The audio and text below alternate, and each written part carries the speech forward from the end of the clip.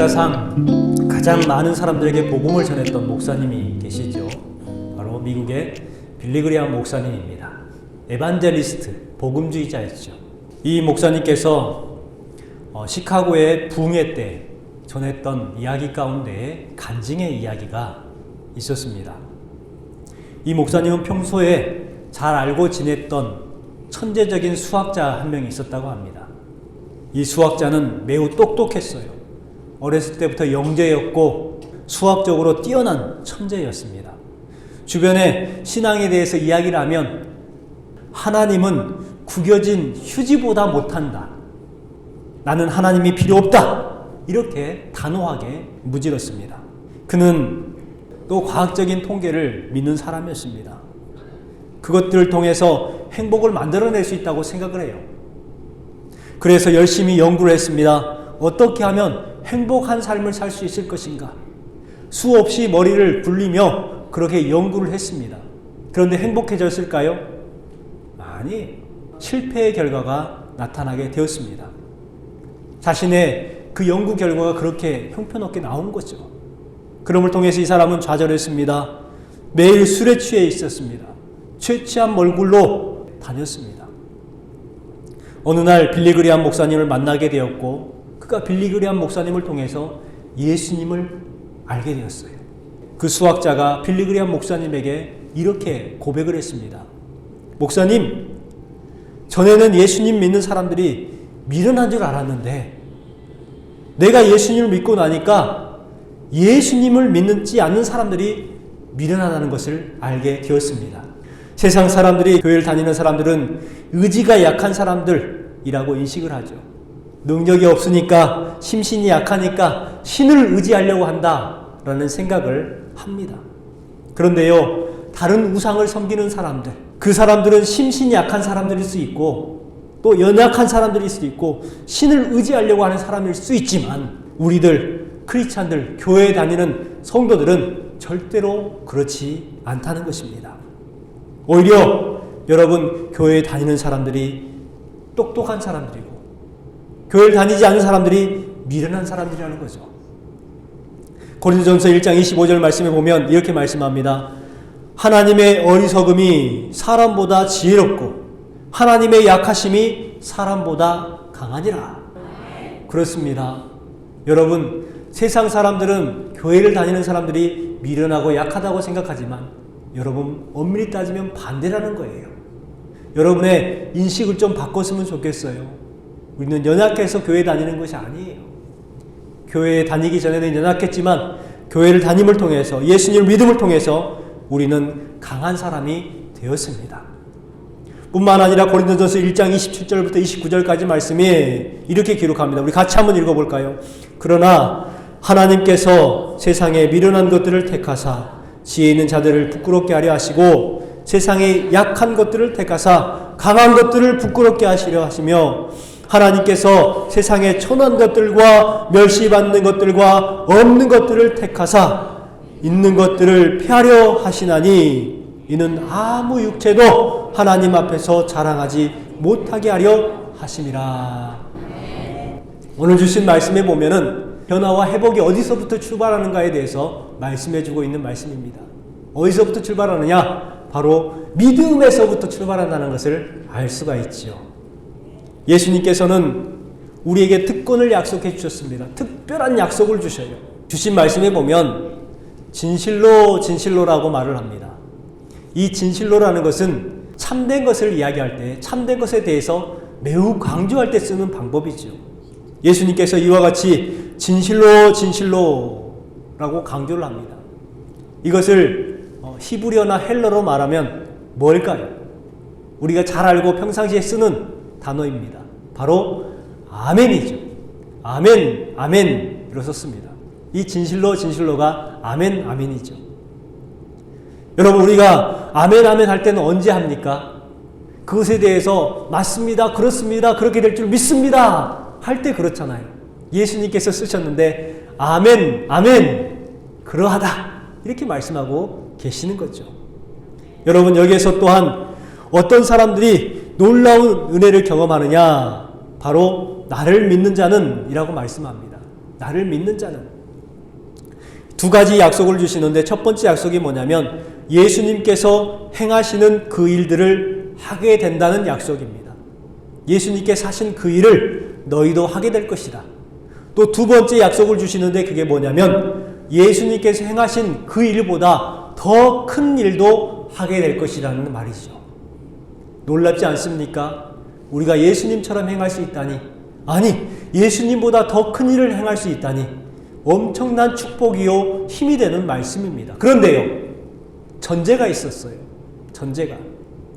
아무에게나 이 말씀이 이루어지는 것이 결코 아닙니다. 아무에게나 해당되는 것이 아니에요. 여기에 계시지만 여러분 모두에게 해당되는 말씀이 아니라는 거예요. 그렇다면 누구에게 해당될까? 바로 나를 믿는 자는 이라고 말씀합니다.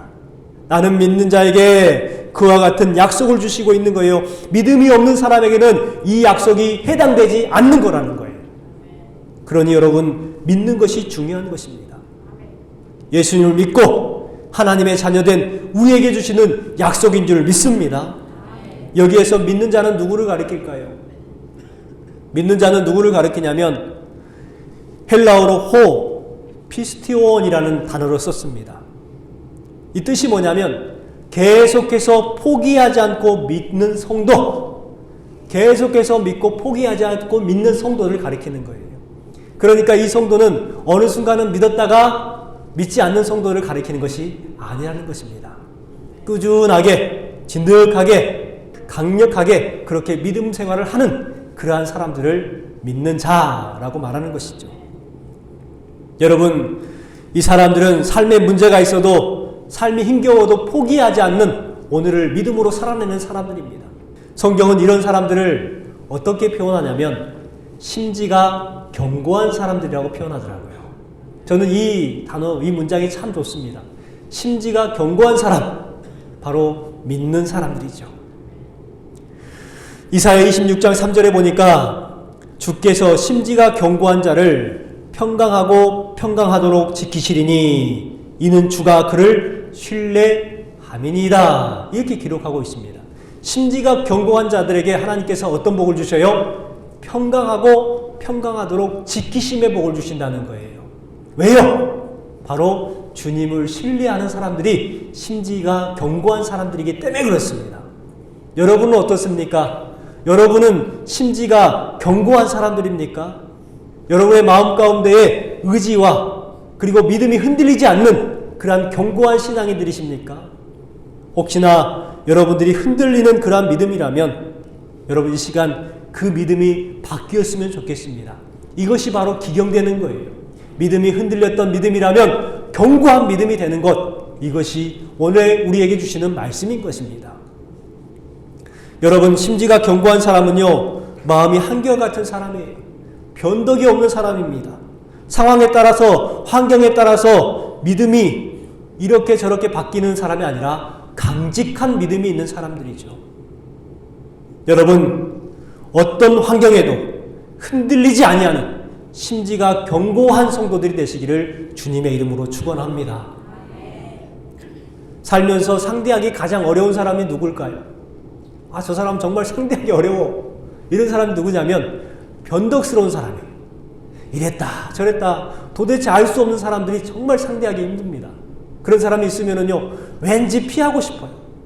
그 사람이 오면 고개를 돌리고 싶어요. 변덕스러우니까. 변덕스러운 사람을 또 가리켜서 갈대 같다 이렇게 말을 합니다. 성경에 보면은 갈대 같았던 사람이 있지요. 바로 베드로라는 사람입니다. 원래 베드로의 이름은 뭘까요? 잘 알듯이 시몬입니다. 그렇다면 시몬의 뜻은 뭘까요? 시몬의 뜻은 갈대죠. 그런데 예수님께서 시몬의 이름을 바꿔주십니다. 너는 앞으로 갈대가 아니라 개바가 되리라. 너는 갈대라 하지 말고 앞으로는 절대 흔들리지 않는 반석이 되리라. 이렇게 말씀하고 있는 거예요. 여러분은 절대로 흔들리지 않는 강인한 믿음, 견고한 믿음, 심지가 견고한 믿음을 소유하시기를 주님의 이름으로 축원합니다. 그러한 삶을 살아갈 때에 우리의 삶 가운데 역사가 나타나는 거예요. 성경은 심지가 견고한 사람들의 이야기로 가득합니다. 예를 들면은 모세를 한번 생각해 보세요. 죽으면 죽으리라 고백했던 에스더, 정말 심지가 견고한 사람들이죠. 왕의 진미를 거부했던 다니엘, 그리고 그 3명의 친구들. 그리 아니하실지라도 저는 하나님 앞에 감사하겠습니다. 하박국 선지자, 불의와 타협하지 않았던 에레미야 선지자, 목숨을 아끼지 않았던 사도 바울, 심지가 견고한 사람들의 이야기로 성경은 가득해. 여러분도 바로 심지가 견고한 사람들이 되어야 하는 것입니다. 저는 예전에 토요일이 되면 꼭 교회 성도들을 위해서 기도했던 제목이 있었습니다. 뭐였냐면 날씨에 대한 기도였어요. 하나님, 날씨가 안 좋고 비가 오고 바람이 심하게 불고 추우면 성도님들이 결석을 많이 해요. 하나님, 좋은 날씨를 주세요. 이렇게 기도를 했었습니다. 그런데 이 기도가 좋은 기도가 아니더라고요. 그래서 얼마 전부터 기도를 바꿨어요. 어떻게 바꿨느냐? 하나님, 비가 오나 눈이 오나 덥거나 춥거나 바람이 불거나 어떻거나 우리 성도들이 예배에 빠지지 않는 전천후 성도들이 되게 해 주시옵소서. 그건 날씨에 연연해서 날씨 때문에 출석하고 안 출석하고 이것이 결정되는 것은 바른 믿음이 아니죠. 날씨가 어떻든 환경이 어떻든 하나님의 전에 나와서 그렇게 예배를 드리는 그러한 믿음이 온전한 믿음일 줄 믿습니다. 어떤 목사님께서 성도들을 보면서 그걸 알게 되었어요. 목사님이 보니까 날씨가 흐린 날은 날씨가 흐리다고 결석을 하는 거예요. 날씨가 좋으면 어떻게 할까요? 날씨가 화창하고 좋고 따뜻하니까 교회 나와요? 아니에요. 놀러 가요. 어떤 날만 나오느냐? 그럭저럭한 날만 나오더래요. 그럭저럭한 날만. 그래서 목사님이 기도합니다. 하나님, 날씨를 안 좋게도 하지 마시고 날씨를 화창하고 좋게도 마시고 어떤 날을 주시냐면 그럭저럭한 날을 주세요 하고 기도했대요. 여러분, 그럭저럭한 날 교회에 나와서 예배하는 그러한 사람들은요, 어떤 신앙일까요? 그럭저럭한 신앙이죠. 여러분의 신앙을 강직한 믿음으로 바꾸시기 바랍니다. 심지가 견고한 믿음, 마음 가운데 믿음이 흔들리지 아니하는 반석과 같은 믿음이 되시기를 주님의 이름으로 축원합니다. 오늘 주신 말씀을 통해서 심지가 견고한 성도들이 되기 위해서는 우리가 어떻게 해야 되는가 간단하게 한번 말씀을 나눠보려고 합니다. 먼저는 하나님의 약속을 굳게 믿는 믿음이 필요합니다. 하나님의 약속을 굳게 믿는 믿음. 오늘 주신 본문 말씀에 보면 8절부터 11절까지 빌립이 예수님에게 질문하고 그 질문에 대해서 답하는 내용이 기록이 되어 있죠. 8절에 보니까 이렇게 기록합니다. 빌립이 이르되 주여 아버지를 우리에게 보여 주옵소서. 그리하면 족하겠나이다. 빌립이 예수님에게 한 가지 부탁을 합니다. 무슨 부탁을 해요? 하나님 아버지를 보여달라는 거예요. 하나님 아버지. 그러면 제가 족하겠습니다. 이 말의 뜻은 뭐냐면 제가 믿겠습니다. 하나님을 보여주면 믿겠다는 거예요. 여러분, 이 말을 들었을 때에 예수님께서 뭐라고 합니까? 빌립에게 설명을 해주죠. 뭐라고 설명을 해주냐? 9절에 보면 나를 본 자는 아버지를 보았거늘 어찌하여 믿지 못하느냐. 10절에 내가 믿지 아니하느냐. 11절에 믿으라. 나를 믿으라. 이렇게 말씀하고 있어요. 여러분, 지금 예수님께서 빌립에게 무엇을 강조하고 있는 거예요? 믿음을 강조하고 있는 것이죠. 여러분, 빌립은 예수님과 함께 하면서도 놓치는 부분이 있었어요. 그 부분이 무엇이냐? 예수님을 믿지 못한 것이죠. 지금 오늘 주신 말씀을 통해서 우리에게 하시는 말씀이 무엇입니까? 믿으라는 거예요. 믿으라. 무엇을 믿습니까? 하나님의 약속을 믿는 거예요. 굳게 믿는 것이죠. 하나님을 굳게 믿는 것, 이것이 매우 중요합니다. 왜냐하면 하나님의 약속은 흔들리지 않기 때문에 그래요. 없어지지 않고 사라지지 않기 때문에 그렇습니다. 마태복음 5장 18절 말씀에 보면 이렇게 기록하고 있지요. 진실로 너희에게 이르노니 천지가 없어지기 전에는 율법의 1.1획도 결코 없어지지 아니하고 다 이루리라. 여러분, 뭐라고 말씀합니까? 하나도 없어지지 아니하고 다 이루신다고 말씀하고 있는 거예요. 그렇기 때문에 그 언약의 말씀, 약속의 말씀을 우리는 강하게 굳게 믿고 살아가야 하는 것입니다. 그러면은요, 심정에 믿음이 흔들리지 않는 거예요. 견고한 믿음이 되는 것입니다. 반석과 같은 믿음이 되는 거예요. 여러분, 하나님의 약속을 굳게 믿으시기를 주님의 이름으로 축원합니다. 분명히 성취되고 이루실 것을 믿으시기를 주님의 이름으로 축복합니다. 두 번째는 자신이 연약하다는 생각을 버려야 합니다. 우리는 자신에 대해서 너무 몰라요. 내 자신에 대해서 너무 잘하는 것 같지만 엄밀히 따지면 내 자신을 너무 자신을 모릅니다. 분명히 주님께서 우리는 약하다고 말씀하시지 않으셨어요. 강하다고 말씀하셨는데 우리는 늘 못한다, 할 수 없다, 안 된다, 없다고, 약하다고만 말을 합니다. 자신을 너무 모르는 것이죠. 여러분, 우리는 이러한 생각, 약하다는 생각을 버려야 됩니다. 약하다는 생각을 가지고 자꾸 보호를 받으려고 해요. 위로를 받으려고 해요. 교회 여러분 왜 왔습니까? 하고 물어보면 뭐라고 대답합니까? 위로받으려고요. 세상에서 상처 다 받고 교회 와서 위로받고자 한다는 거예요. 물론 교회의 옴을 통해서 위로를 경험합니다. 하지만 여러분들은 세상을 이길 수 있는 능력이 있는 사람들인데 그것을 모르고 스스로를 약하다고만 생각을 하는 거예요. 본문 12절 말씀을 다시 한번 읽어보겠습니다. 내가 진실로 진실로 너희에게 이르노니 나를 믿는 자는 내가 하는 일을 그도 할 것이요 또한 그보다 큰 일도 하리니. 아멘. 여러분, 주님께서 분명히 말씀합니다. 예수님께서 하신 일, 그 하신 일을 할 수 있다. 뿐만 아니라 더 큰 일도 해낼 것이다. 이 말은 무슨 말입니까? 너희들은 결코 약하지 않다라는 거예요. 너희들은 강하다는 것입니다. 능력이 있다는 것이죠. 분명히 이것을 말씀해주고 있는 거예요. 이 말씀을 바로 여러분과 우리 모두에게 주신 말씀으로 받아야 될 줄 믿습니다. 우리에게 주신 약속입니다. 이 말씀을 믿음으로 받으시기 바랍니다. 여러분, 이 말씀을 믿으면 그때부터 변화가 일어나는 거예요. 그때부터 우리의 삶 가운데 여러분 변화의 역사가 나타나기 시작하는 거예요. 지난주에 말씀을 드렸던 것처럼 트랜스포메이션의 삶이 비로소 이루어지기 시작하는 거예요. 여러분, 선교사님들의 간증을 가끔 들어보면 참 대단하다라는 생각을 할 때가 있어요. 선교사님들이 처음에 선교를 떠날 때에는 빈손으로 떠납니다. 아무것도 없이 그렇게 오지로 떠나죠. 아프리카로 떠나고 또 탄자니아로 떠나고 필리핀으로 떠납니다. 그런데 가봤더니 정말 아무것도 없는 거예요. 잘자리도 없는 거예요. 그랬던 선교사님들이 10년이 지나면 어떻게 변하는 줄 아십니까? 아무것도 없이 맨손으로 갔던 선교사님들이 그곳에 학교를 세우고 그곳에 병원을 세우고 그곳에 교회를 세운단 말이에요. 여러분, 그 이유가 뭔 줄 아십니까?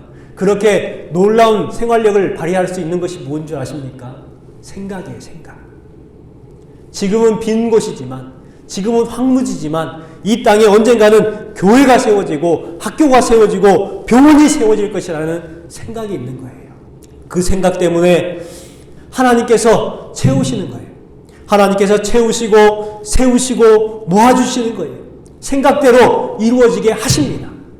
그러니 바로 결과가 나타나진 않지만 10년 뒤에 놀라운 선교 사역을 감당해 나가는 선교사님들이 될 수가 있었다는 간증을 종종 듣게 됩니다. 여러분, 생각은 우리의 삶을 변화시켜요. 그러니 안 된다고, 나는 약하다고 생각만 하지 마시기 바랍니다. 할 수 없다고 생각하지 마세요. 여러분, 예수님께서는 된다고 하셨을까요? 안 된다고 하셨을까요? 성경에 보면은 사람들의 특징과 예수님의 특징이 완전히 반대예요. 사람들은 안 돼요, 못해요, 할 수 없어요 라고 합니다. 그런데 예수님은 된다, 가능하다, 할 수 있다라고 말씀합니다. 예를 들면 어떻게 예를 들 수가 있냐면 죽은 나사로를 대했던 사람들과 예수님은 완전히 달랐습니다. 사람들은 뭐라고 합니까? 안 됩니다. 죽은 지 사흘이 지났습니다. 나흘이 지났습니다. 썩은 냄새가 납니다. 예수님은 뭐라고 합니까? 아니다. 너희가 믿으면 하나님의 영광을 볼 것이다. 나사로야, 일어나라. 여러분, 어떻게 됐습니까? 사람의 말이 맞았습니까? 예수님의 말이 맞았습니까? 예수님의 말이 맞았어요. 또 여러분, 회당장 야이로의 딸, 그 딸을 앞에다 두고 사람들은 어떻게 말하냐면 안 됩니다. 이미 죽었습니다. 이렇게 말했어요. 그런데 예수님은 뭐라고 합니까? 아니다, 된다, 잔다, 이렇게 말을 하죠. 딸아, 일어나라 하니까 야이로의 딸이 일어났어요. 누구의 말이 맞았습니까? 안 된다는 말이 맞았어요? 된다는 말이 맞았어요? 된다는 말이 맞잖아요. 또 귀신 들린 아이를 데려온 아버지가 예수님께 이렇게 말합니다. 할 수 있거든 저의 아들을 고쳐주세요. 이렇게 말을 했어요. 그러니까 예수님께서 뭐라고 말합니까? 할 수 있거든이 무슨 말이냐? 믿는 자에게 능치 못할 일이 없느니라. 여러분, 예수님은 된다고 말을 했어요. 여러분은 어떻게 생각하고 계십니까? 세상 사람들은 안 된다고 말합니다. 할 수 없다고, 불가능하다고 말할 수 있습니다. 그러나 우리 믿음의 사람들은 어떻게 말해야 될까요?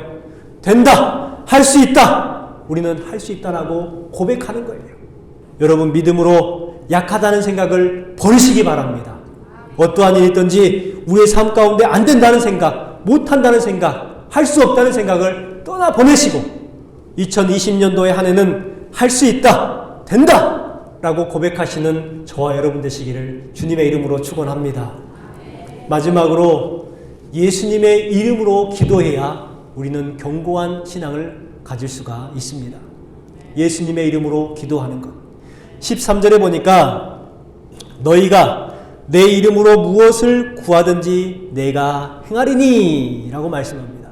무엇을 구하든지. 14절 말씀에도 내 이름으로 무엇이든지 내게 구하면 내가 행하리라 이렇게 말씀하고 있습니다. 예수님의 이름으로 기도하면 응답하시겠다는 분명한 약속입니다. 무엇을 구하든지 내가 행하리라 이렇게 말씀하고 있어요. 저의 집은 아파트입니다. 15층이죠. 그래서 15층을 계단을 올라가다 내리기 힘들어서 있는 것이 있습니다. 뭘까요? 엘리베이터입니다. 여러분, 엘리베이터를 딱 타요. 그리고 가만히 있으면 15층으로 자동으로 올라갑니까? 아니죠. 어떻게 해야 돼요? 저 버튼을 누르는 작업을 해야 돼요. 누르지 아니하면 절대로 움직이지 않습니다. 눌러야 올라가요. 여러분, 기도는 뭘까요? 바로 누르는 행동입니다. 누르는 행동. 우리가 필요한 것이 많아요. 하나님 앞에 구하는 것도 많아요. 그런데 누르는 행동이 없으면 응답이 없는 것이죠. 눌렀을 때에, 기도했을 때에 비로소 하나님께서는 일하기 시작하시는 거예요. 움직이기 시작하는 거예요. 역사가 나타나기 시작하는 겁니다. 그렇기 때문에 우리는요, 예수 그리스도 이름으로 뭐 해야 돼요? 눌러야 되는 거예요. 기도해야 되는 거예요. 여러분, 누르면 그때부터 변화하고 회복이 일어나기 시작하는 거예요. 여러분, 기도할 때에 어떠한 심정으로 기도해야 될까요? 저는 이 기도할 때의 기도의 방법에 대해서 생각하면서 바로 절박함이라는 단어가 생각이 났습니다. 절박함. 기도할 때 어떠한 심정으로 기도해야 되냐? 절박함으로 기도해야 응답이 되는 거예요. 중동 지역에 가면 아주 작은 나라, 작지만 강한 나라가 있습니다. 바로 이스라엘입니다. 이 이스라엘이 그 아랍권에서 그렇게 작은 나라임에도 불구하고 떵떵거리면서 할 말 다 하고 살아가는 이유가 뭔 줄 아십니까? 그들에게는 특별한 것이 있습니다. 뭐였냐면 1970년대에 이스라엘의 총리를 지냈던 골다 메이어라는 총리가 있었습니다. 이분이 국민들에게 이렇게 말을 했어요. 우리는 아랍과의 전쟁에서 최종 병기를 지니고 있다. 사람들이 놀랐어요. 와, 우리가 특별한 무기가 있나? 생각을 했는데 이 총리가 뭐라고 한 줄 아십니까? 그것은 바로 지면 끝장이다 라는 절박함이다. 이런 이런 이야기를 했어요. 저는 이 말이 참 가슴에 와닿습니다. 여러분, 우리는 기도할 때 이 절박함이 필요해요. 우리가 기도 응답을 안 받으면 끝장나는 거예요. 이것을 간절함을 가지고 기도해야 되는 것이죠. 여러분, 우리에게 필요한 것이 바로 이 절박함이 아닌가 생각을 해봅니다. 이스라엘 사람들은요, 지면 끝장난다는 그런 절박함으로 그렇게 힘을 내었어요. 그래서 지금 현재 그렇게 떵떵거리고 살아가고 있는 것 아니겠습니까? 이 말씀을 기록하시기 바랍니다. 기도할 때에 절박함으로, 이 기도가 응답 안 되면 나는 끝장난다라는 그 절박함으로 하나님 앞에 매달리시기 바랍니다. 그러면 분명 기도 응답은 이루어지게 될 줄 믿습니다.